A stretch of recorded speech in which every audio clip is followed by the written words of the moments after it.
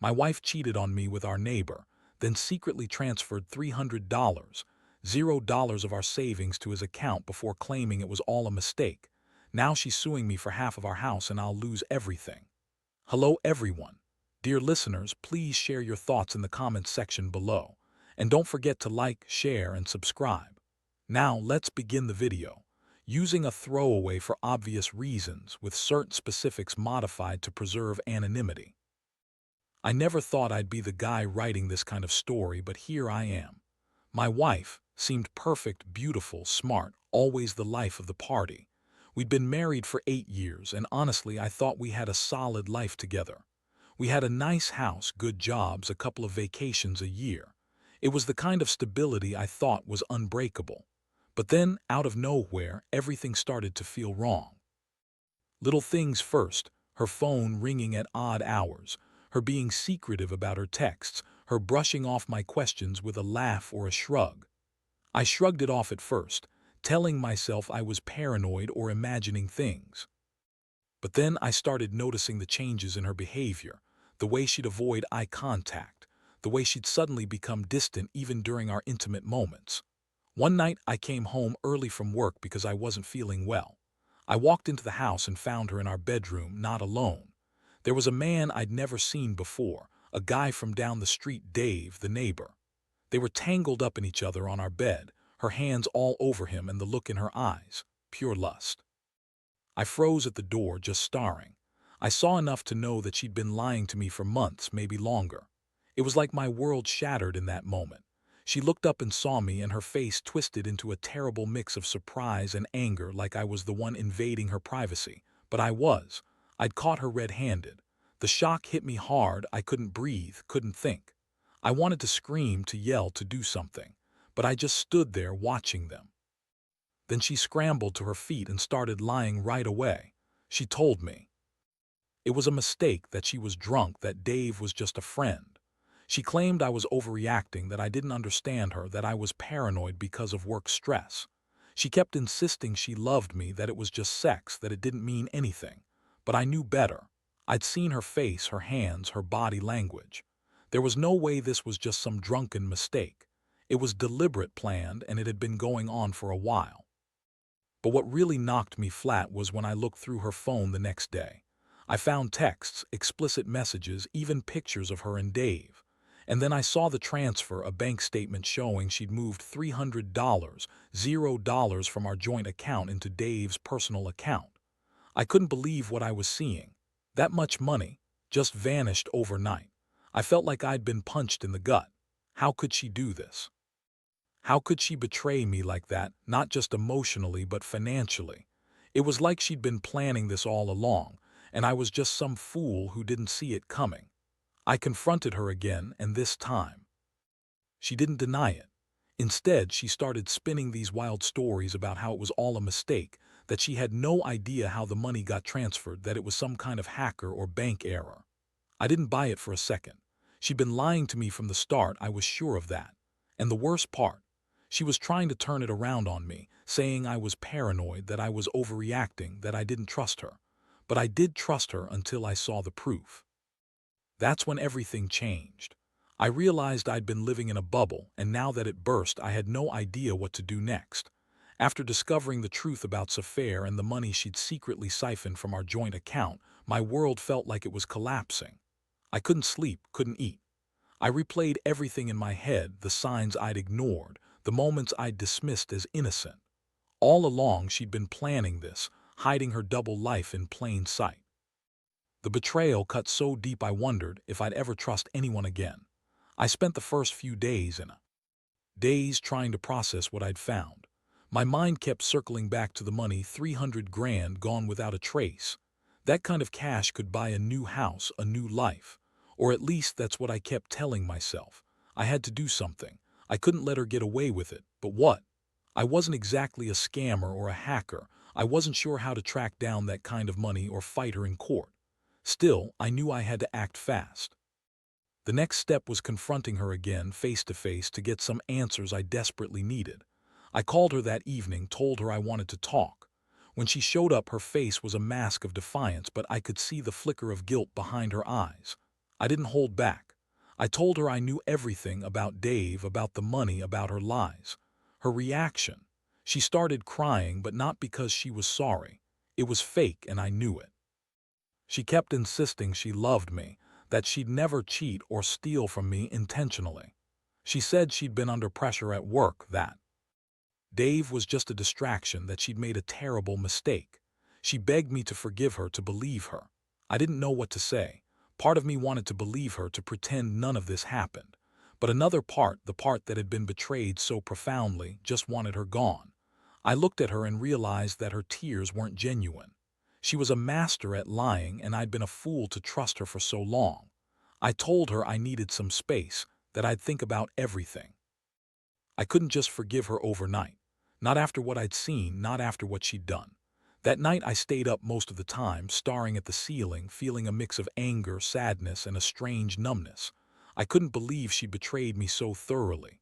The woman I'd married, the woman I loved, had turned into someone I barely recognized.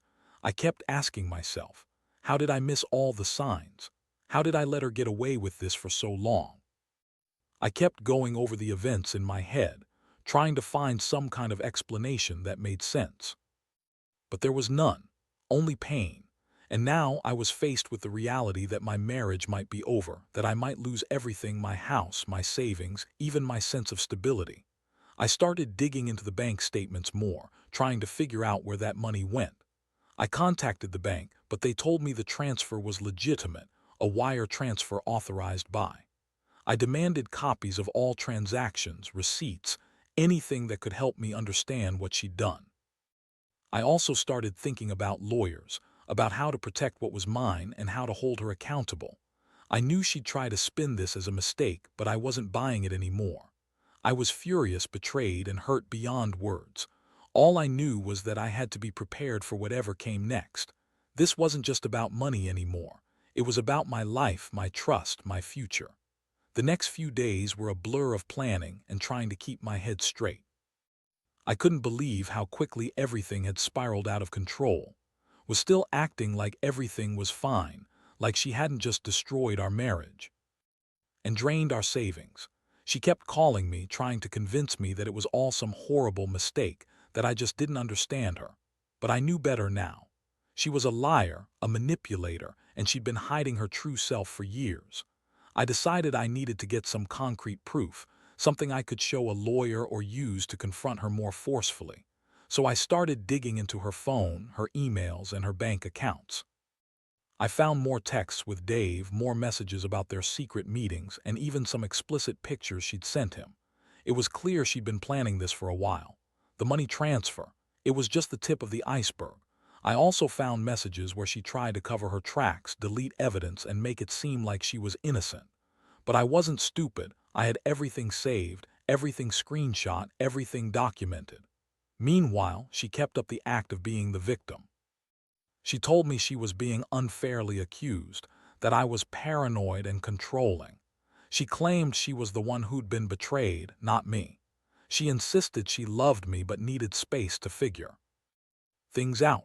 That was a lie, too. I could see her eyes, that cold, calculating look, and I knew she was trying to manipulate me into forgiving her, into letting her keep the money and continue her lies. One night I decided I'd had enough of her excuses. I called a lawyer the next morning, explained everything I had found, and asked for advice. That's when I learned I had a real case, not just for the money, but for infidelity, betrayal, and possibly even fraud. The lawyer told me I had grounds to sue for divorce and to seek a financial settlement that would include the house and any assets I could prove were mine. But the lawyer also warned me that might try to fight dirty and that I'd need to be prepared for a long, nasty legal battle. In the meantime, I contacted the bank again and froze our joint accounts just to prevent her from moving any more money. I also started gathering evidence, screenshots of her messages, copies of bank transfers, recordings of her calls when she was trying to manipulate me. I knew she was probably planning something, maybe even trying to hide more money or assets. I couldn't let her get away with it. I had to protect myself and what was left of my life. That night I sat alone in the dark, feeling the weight of everything crash down on me. The woman I loved, the woman I trusted, had turned into a thief and a liar. I kept asking myself how I'd missed all the signs, the little lies, the secretive behavior, the way she'd suddenly become so distant. I felt foolish, naive even. But I also felt angry, furious that she'd betrayed me, that she'd used me, that she'd taken everything I worked so hard for. I knew I had to be strong, that I couldn't let her win. Whatever happened next, I was determined to fight for what was mine and to get out of this mess with my dignity intact. The legal process moved quickly once I handed over all my evidence. My lawyer told me that actions, transferring such a huge sum of money without my knowledge, could be classified as fraud or embezzlement. I was relieved to hear that I had a good chance of getting some of that money back and maybe even a larger settlement in the divorce. But I knew wasn't going down without a fight. She was already talking about suing me for half of the house, claiming I was controlling and that she deserved her share. That and her constant attempts to manipulate me emotionally made me realize that this wasn't just a simple breakup. It was a war.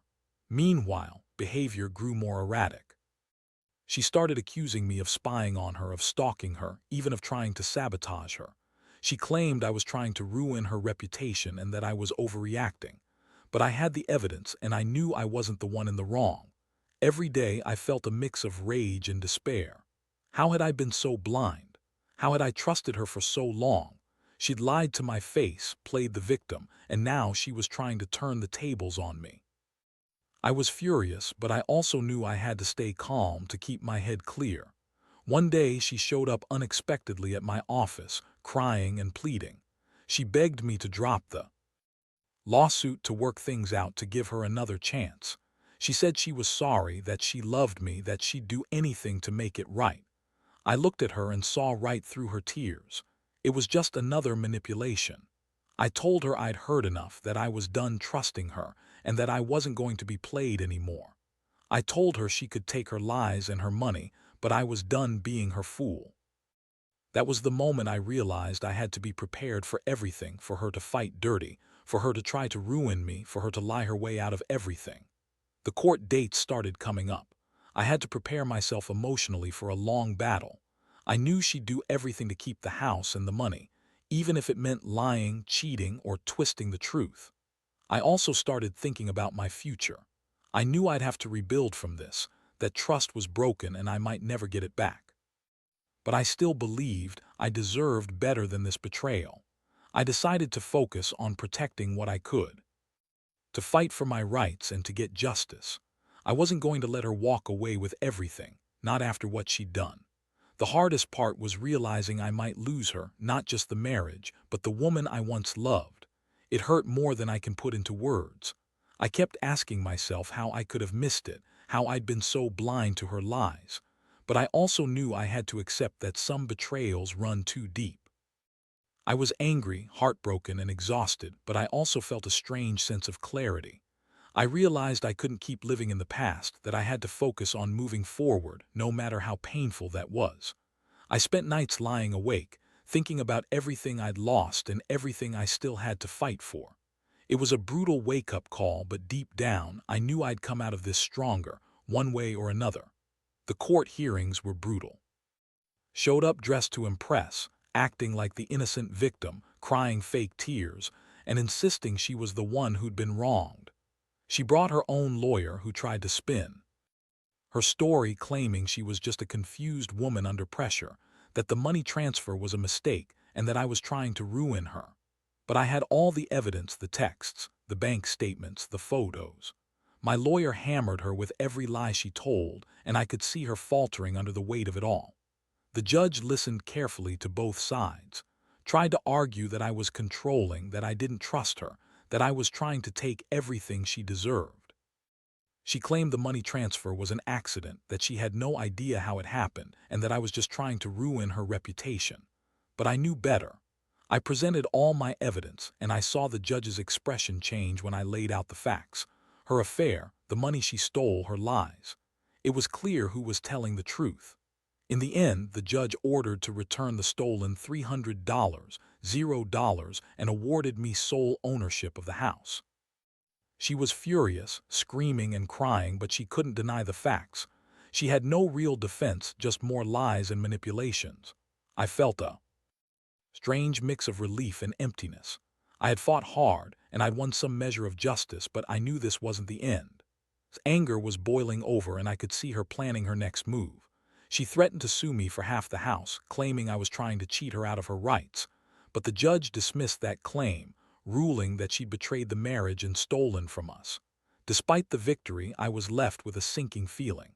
The woman I'd loved was gone, replaced by someone I barely recognized. I'd lost trust, I'd lost money, and I'd lost my sense of security. I moved out of the house, leaving her behind to stew in her anger. It was one of the hardest decisions I'd ever made, but I knew I had to start over. I spent the next few weeks sorting through what was left, my belongings, my dignity, my future. I knew I'd never forget what she'd done, but I also knew I couldn't let it define me. I was damaged, yes, but I was still standing. Looking back, I realized this ordeal taught me a lot about trust and betrayal. I learned that people can hide their true selves for a long time, and that sometimes the ones you love the most are capable of the worst betrayals. I also learned that justice isn't always about winning in court. It's about reclaiming your life, piece by piece, and refusing to let someone else's actions destroy you.